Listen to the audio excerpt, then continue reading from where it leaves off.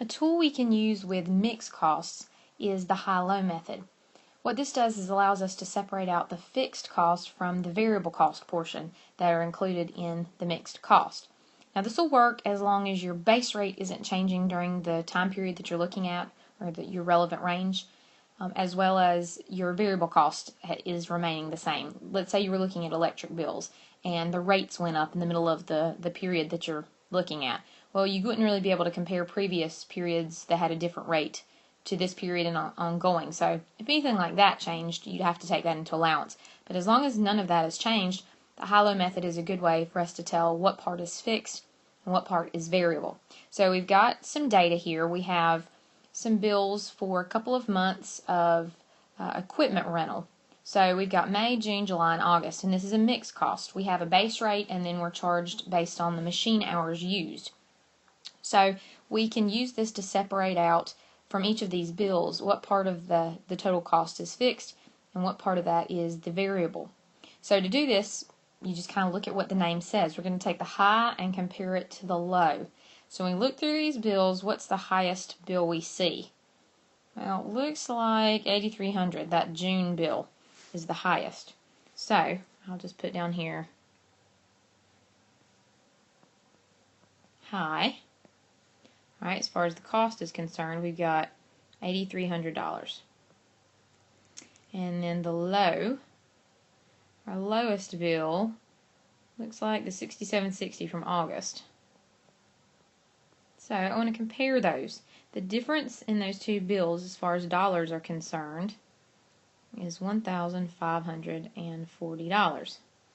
Now I also want to compare the difference in the usage. For us it's machine hours. So that high bill we had 1,500 hours and the low bill we had 800 hours. So the difference there is 700 hours. I can use these to determine how much my variable cost is, because that's the only thing that would change. The fixed would remain the same. So what we can do, move this up a little bit, is we'll take this 1,540, the change in the total cost, and divide it by the change in our activity level for us machine hours. So this is going to give me $2.20 per machine hour. That's the variable cost per unit, per hour for us. So using this, I can now get my fixed cost because, oh, didn't mean to draw that. Hang on. There we go. Because we know how much the high bill is and the low bill, and now I know the part that was variable, so we can use an equation to figure out either one or both. We'll do both actually. So our high, start with that one. Our high bill was $8,300 in total. Well, this had to be made up of the fixed part plus the variable part. Okay, so 8,300 is equal to the fixed, which I don't know, plus the variable. Well, I know something about the variable.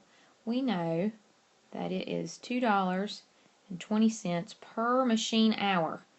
We had 1,500 hours. So using this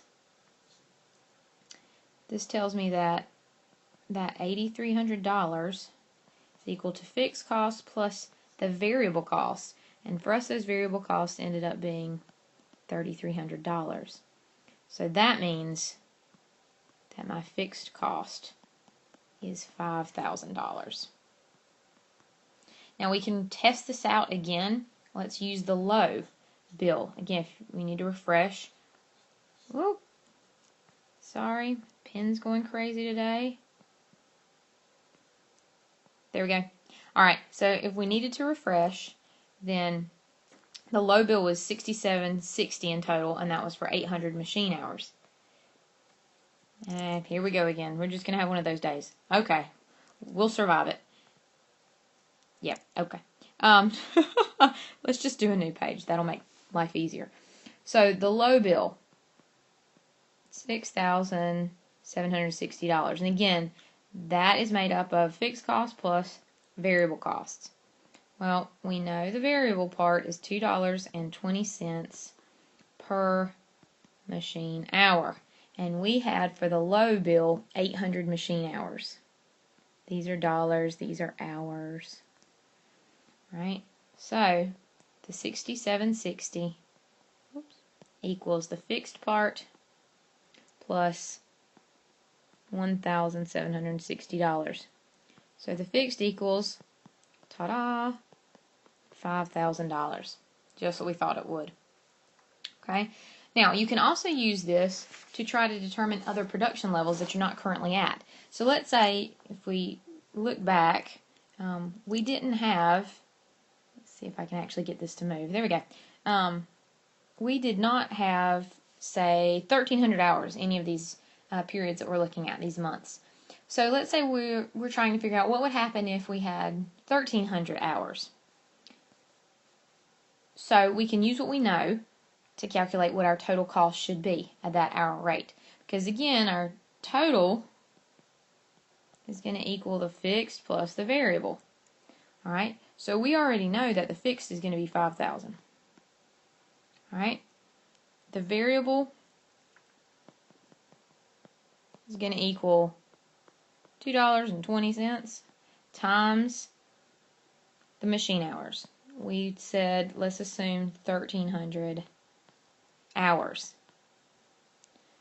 So variable will actually end up being $2,860. So my total cost, we just need to combine these. We've got $5,000 in fixed cost. We've got $2,860 in variable cost. So my total cost should be $7,860 at a production of 1,300 hours or an activity.